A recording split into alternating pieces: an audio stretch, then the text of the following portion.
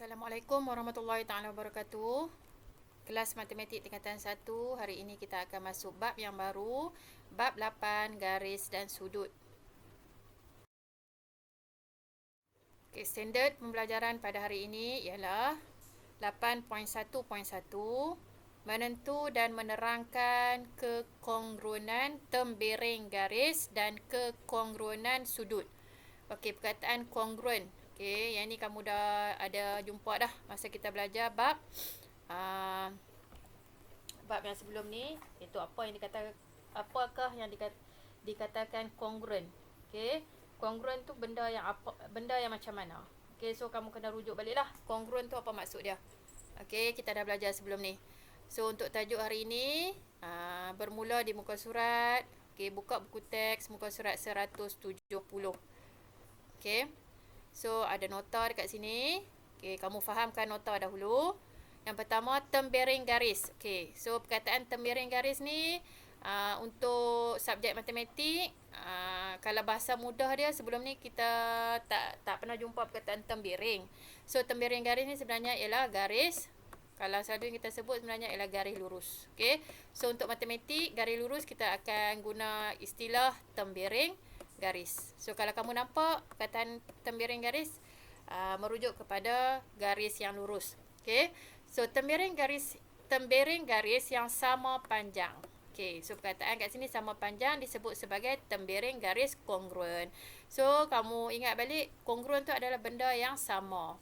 Sama apa? Sama panjang. Untuk garis, tembereng garis adalah sama panjang. Okey. Untuk nota yang kedua, sudut pula. Okey, sudut yang mempunyai saiz yang sama. So kalau tembereng garis kita akan bandingkan dari segi panjang. Kalau untuk sudut kita akan bandingkan dari segi saiz. So saiz sudut yang mempunyai saiz yang sama disebut sebagai sudut kongruen. Okey, sudut kongruen. So apa saja benda yang sama nilai, okey, sama panjang, sama saiz sudut, kita panggil apa? Mesti ada perkataan kongruen. Okey. So untuk tembereng garis, okey, tembereng garis ditanda dengan menggunakan huruf abjad besar. Nah, huruf abjad besar iaitu A sampai Z lah. Okey. Pada dua titik. Hujung tembereng garis itu. Okey, contoh. Okey, pada dua titik di hujung tembereng garis itu. Contoh, okey, di sini ada satu garis lurus. So macam mana kita nak melabel tembereng ini? So kita akan letak atau tandakan dua titik di hujung. Okey, so titik yang pertama. Okey. Dan di hujung ni ada titik yang kedua. So ini cara kita nak melabel atau menanda tembereng garis. So kita akan gunakan huruf abjad besar. Contoh kalau kita nak guna huruf P. So huruf P tu mesti huruf besar dan Q di hujung ni. Huruf yang biasa dalam matematik lah dah. A, B, P, Q, M, N. Okey, RS. So kita guna huruf yang biasa. So kita nak menanda tembereng garis, guna huruf abjad besar dan kita tandakan setiap pada huruf tu kita letak tanda titik di hujung. Nah, di hujung. Hujung kiri dan juga hujung kanan. So ini adalah, so nama garis ini adalah garis PQ. Okey, katalah garis PQ ni panjangnya adalah 6 cm. Okey. So bermakna PQ, okey, nilai dia ialah bersamaan dengan 6 cm. Ini cara kita nak menanda tembereng garis. Kita sambung lagi dengan nota. Okey, kalau yang awal tadi nota berkaitan dengan tembereng garis ataupun garis lurus. Okey, nota yang kedua, sebab tajuk ni ada dua benda yang kamu akan belajar, garis dan sudut. So kamu kena tahu garis tu apa, sudut tu apa. So untuk garis kita kena kenal pasti yang pertama tembereng garis iaitu garis lurus. So untuk yang kedua sudut. Okey, kita nak tahu apakah sudut. So untuk sudut ditanda dengan menggunakan simbol. Okey, so ada simbol untuk sudut. Okey, simbol yang macam ni lah. Okey, simbol yang macam ni. So kamu bila nampak simbol ni tahulah ini bermakna sudut. Okey, dan dua abjad besar juga. Nah, dan dua abjad besar pada dua hujung lengan. Ni dua hujung lengan. Maksud lengan ni lah ni. Okey. Nampak ni sini. Ni kita panggil lengan lah ni. So dua hujung lengan. So dekat nampak tak di hujung ni dia labelkan dengan R. Okey. Dan di lengan ni pula dilabelkan dengan dilabelkan dengan T. So ini maksud dua abjad besar pada dua hujung lengan. Mesti ada dua hujung lengan dan bucu. Satu lagi dekat bucu. So apabila dua lengan ni bertemu akan dapat bucu, iaitu dekat Q. Okey, itu cara kita melabel sudut. Dan simbol adalah seperti inilah yang saya dah bulatkan tadi. Okey, contoh. Contoh kat bawah ni ada sudut. Okey, ini sudut. Sudut, kita di hujung ni dekat bucu ni selalu kita akan buat tanda lengkuk kecil macam ni. Okey, katalah sudut ni nilai dia 40. Okey, so sudut, nilai sudut dia ada darjah kan. So ini kamu dah belajar dah ni masa sekolah rendah. So kita akan tulis 40 darjah. Okey. So kalau tadi garis lurus tadi kita hanya tulis PQ sama dengan 6 cm. So untuk sudut, macam mana kita nak melabel ataupun menulis sudut. Okey, so cara dia, cara kita nak menulis atau melabel sudut, kita guna simbol. Simbol sudut. Sudut, macam mana kita nak baca? Kita baca guna huruf lah. So, kalau kita nak baca daripada P, so kita akan baca P, diikuti dengan Q, dan diakhiri dengan R. So, ini bermakna sudut ini nama dia sudut PQR. So, sudut PQR bersamaan dengan, sama dengan 40 darjah. Nilai dia 40 darjah. Atau, jika kita nak label bermula dengan R pun boleh. Simbol sudut juga di depan. Sudut, kita mula dengan huruf R. So, diikuti dengan huruf Q. Diakhiri dengan huruf P. Pun sama. Janji sudut tu mesti ada, sudut tu berada pada huruf Q dan huruf Q duduk di tengah. Nampak tak? Sini huruf Q duduk tengah, PQR. Sini pun huruf Q duduk di tengah, RQP. So, sudut tu sebenarnya duduk di huruf Q. Nah, so, nilai dia adalah sama juga 40 darjah. Ini salah satu cara. Cara kita menulis sudut atau melabel sudut. Cara yang kedua, kita juga boleh tulis sebagai P, kita tulis dulu PQR. Simbol sudut tu kita duduk di atas huruf Q. Macam ni, dia macam topi kat atas huruf Q. So sama juga nilai dia 40. 40 darjah. Atau kalau kita nak guna yang satu lagi, iaitu mula dengan huruf R tadi. So, R, Q, P. RQP kan? So, kita letak topi atas huruf Q. Ataupun simbol sudut atas huruf Q. So, jawapannya pun sama juga nilai dia. Itu cara yang kedua. Atau, satu lagi, kita juga boleh guna kaedah. Kita guna satu huruf saja. So, sudut tu duduk di mana? Ingat dah, sudut tu huruf di tengah. Ni dekat bucu. Dia bukan di R, dia bukan di P. So, kita guna huruf yang di tengah saja. Itu sudut Q sama juga dengan 40. So ini cara kita nak melabel atau menulis sudut. Dia bagi rajah macam mana kamu nak label atau nak tulis sudut. Macam ni cara dia. So, cara yang biasa digunakan ialah cara yang pertama, itu kita guna 3 huruf. Atau cara nombor 3, kita guna 1 huruf, iaitu huruf yang berada di bucu. So, ingat, sudut adalah huruf yang ada di bucu ataupun huruf yang duduk di tengah-tengah. So, ini cara kita menulis atau melabel rajah untuk sudut. Itu sahaja untuk standard pembelajaran 8.1.1. Kita teruskan dengan standard yang kedua, 8.1.2. Menganggar. Kita nak menganggar dan mengukur saiz tembiring garis dan sudut. So, kita nak anggar dan kita nak ukur saiz untuk tembiring garis dan saiz untuk sudut, serta menerangkan cara anggaran diperoleh.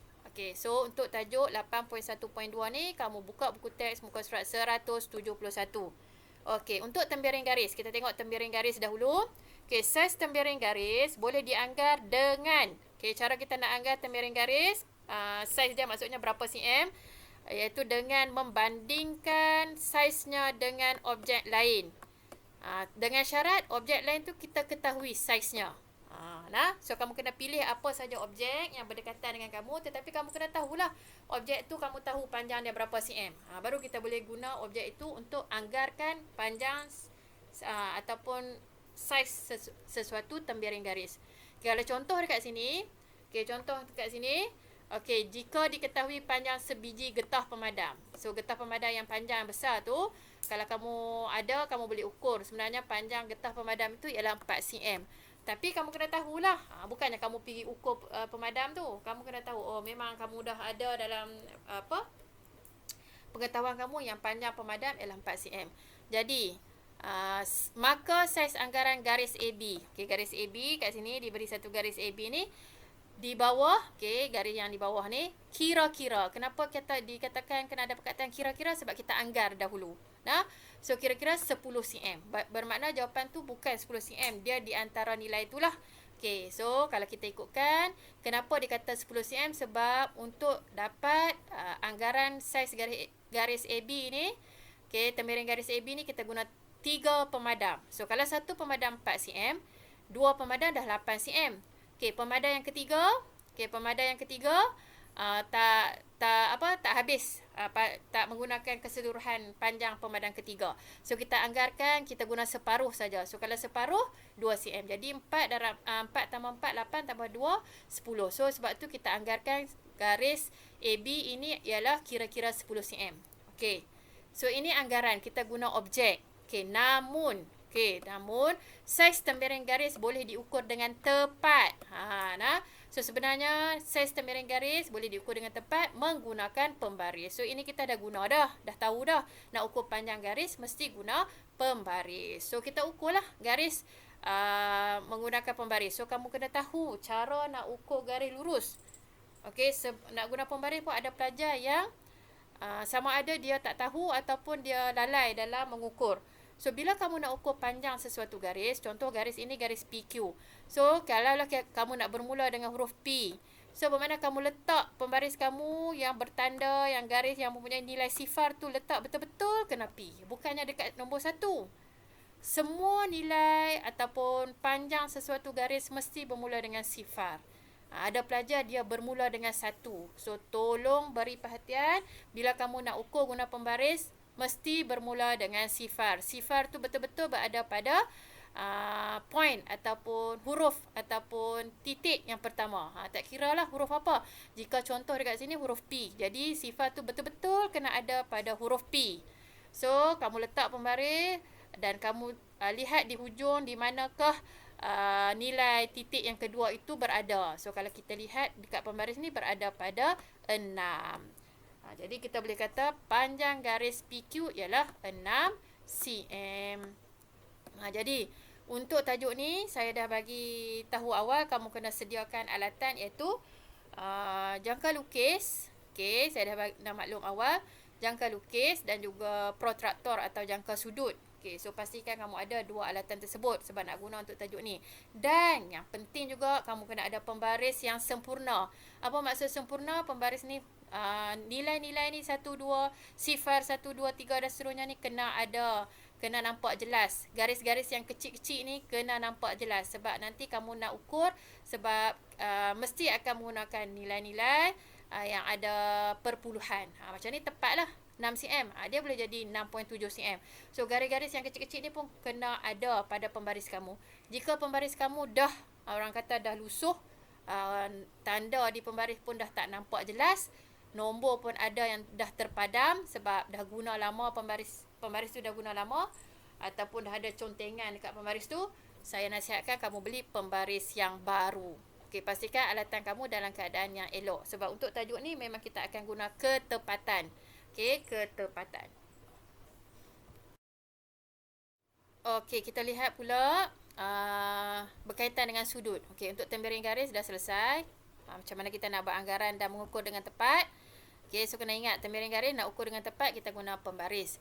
Okey, untuk sudut pula, saiz sudut boleh dianggar. Okey, untuk anggar kita gunakan kaedah apa? Dengan mempertimbangkan sudut tegak. Okey, sudut tegak ni kamu dah belajar sekolah rendah. Apakah sudut tegak? Okey, saya harap ada yang ingat nilai sudut tegak ialah 90 darjah. Okey, ini nilai sudut tegak.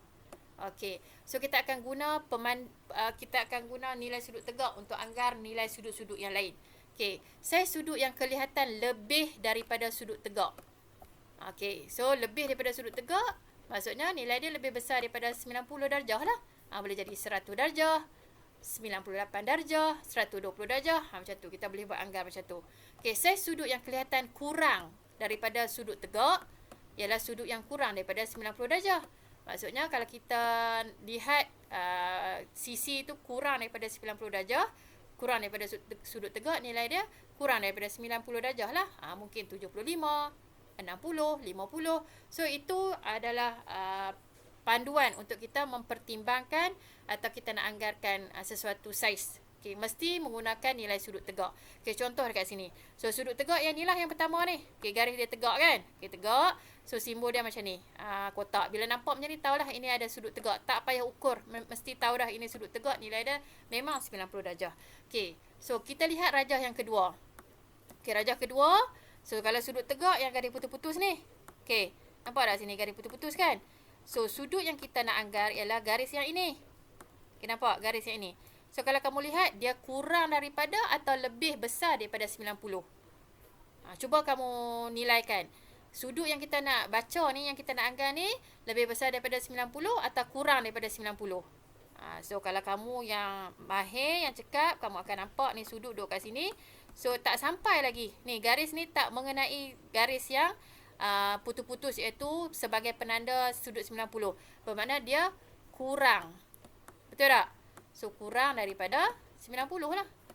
Nilai sudut rajah kedua ni kurang daripada 90 darjah. So, kita anggarkan mungkin 70 ataupun 65. Macam tu lah. Nah? Okey. So, yang seterusnya, kita lihat pula rajah yang ketiga. So, garis yang putus-putus ni sudut tegak lah 90. Okey. Okey, yang garis putus-putus ni sudut tegak. Okey. Yang kita nak anggar ialah garis ini. Ni garis yang lurus ni. Garis lurus. So, kalau kamu lihat, dia dah melebihi dah ni. Kalau sampai sini sudut tegak. Ni, dia lebih. Dia lebih. Dia melebihi garis putus-putus. So, bermakna nilai dia lebih besar daripada 90. So, nilai dia mungkin lebih besar daripada 90, 110 contohlah. So, kamu boleh buat anggaran sendiri. Yang logik lah. Janganlah besar sangat daripada 90 sebab nampak tak? Jarak dia sikit saja. Macam ni pun jarak dia sikit saja nak bertemu dengan 90. Mungkin kamu boleh tulis 70. Okey? So, buat anggaran yang logik berdasarkan nilai sudut tegak iaitu 90. Okey, untuk sudut, okey, alatan yang kita gunakan untuk mengukur sudut dengan tepat ialah protraktor. Okey, saya dah pesan suruh kamu beli kan? Ada 2 alatan yang saya suruh kamu beli untuk persediaan untuk bab 8. So, antaranya ialah protraktor lah yang macam dalam rajah ni, kat bawah ni. So, protraktor ni atau selalu kita sebut jangka sudut. Okey. Sebenarnya bahasa buku ialah protraktor. So, untuk ukur sudut dengan tepat, kita mesti guna protraktor. So, saya nak kamu pegang protraktor. Okey, pastikan semua ada sebab saya dah pesan awal. Okey, so kamu pegang protraktor menghadap kamu. Okey, sebab saya nak terang bahagian-bahagian dalam protraktor. So, bahagian dalam protraktor yang paling penting dia ada kat bawah ni, iaitu garis lurus kat bawah ni. Okey, nampak kat bawah ni. Okey, ini ialah tapak. Okey. So, inilah tapak. Pastikan protraktor kamu tu ada jelas tapak. Okey, kalau kamu dah ada protraktor yang lama, mungkin yang abang atau kakak kamu, pastikan protraktor kamu ada semua ni. Ada nombor-nombor ni jelas, tapak nampak jelas, pusat dia nampak jelas. So, kalau tak jelas, ada nombor-nombor terpadam, saya nasihatkan kamu buang, kamu kena beli yang baru. Okey. So, bila ada tapak, okey, ada garis yang tengah ni. Okey, garis tengah yang tegak ni. Okey, di mana tempat bersilangnya antara tapak dengan garis yang tegak itu sudut 90 darjah ni, ini adalah pusat. Dia akan ada satu tanda selalunya ataupun ada satu macam lubang dekat situ. So, ini adalah pusat. Pusat ni pun kena jelas ada nah. So, pusat ni lah nanti kamu nak letak dekat sudut yang kamu nak ukur. So, ini bahagian kedua, pusat. Okey, untuk skala. Okey, dalam untuk protraktor dia ada skala. So, skala dia yang mana? Inilah yang huruf yang nombor-nombor ni lah. So, kita lihat yang pertama, skala dalam. Ni yang dalam ni bermakna bermula daripada sifar belah kanan. Okey. Okey, sifar bermula daripada belah kanan, dia duduk kat dalam. Okey, nampak tak ni? Ni garis yang merah ni kamu tengok. Okey, so bermakna sifar dia mula daripada kanan. Okey, berakhir 180 di sebelah kiri. So, yang ini ialah skala dalam. Okey, yang duduk di dalam, nombor yang duduk di dalam ialah skala dalam.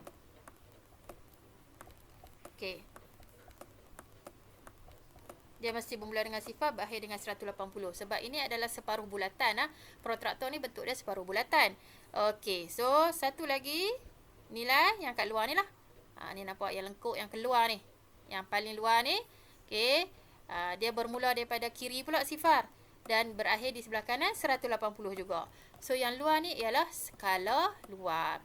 So kegunaan skala dalam ni, skala dalam dan skala luar ni ikut kedudukan protraktor kamu nanti. Kamu letak macam mana.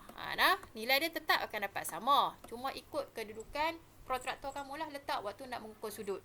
Okey, so kalau kita nak ukur sudut, pastikan sudut yang kita nak ukur tu di mana. Okey, kalau contoh dekat sini ni kamu nampak ni huruf A, huruf B dan huruf C. So ada lengan. Lengan tadi yang kita belajar tadi, yang label tadi. Lengan AB kan. So lengan AB dan lengan BC.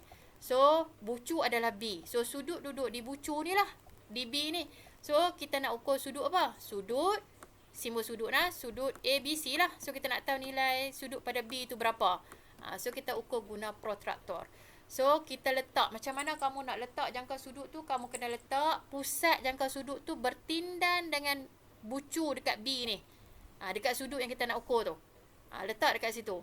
So pastikan juga tapak jangka sudut ni iaitu yang sebelah kanan pusat ni bertindan dengan lengan BC.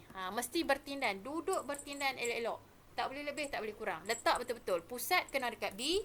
Pusat jangka sudut bertindan dengan titik B. Lepas tu tapak jangka sudut mesti bertindan dengan lengan BC. Lengan BC. Okey, pastikan bertindan. Lepas tu kalau kamu lihat kat sini, bila kamu letak macam tu, so kita nak guna skala mana? Waktu ni lah kamu kena tahu nak guna skala dalam atau skala luar. So kamu lihat, bila bertindan dengan lengan BC dekat sini, so nilai yang kena sifar ialah skala dalam. Betul tak? So kita guna nilai skala dalam lah. So kita bacalah nilai dia berhenti daripada sifar ni berhenti dekat ni. Dekat lengan AB ni. Dekat lengan AB ni. Kat sini. So bermakna sudut kita akan baca daripada sini sampai sini. Ni nampak ni. Yang saya lorekkan ni. So apakah nilai sudut ni? So kita lihat skala dalam. Kalau kita lihat kat sini dia lebih daripada 130. Betul tak? Dan di antara 140. Dia duduk tengah-tengah. Antara 130 dengan 140.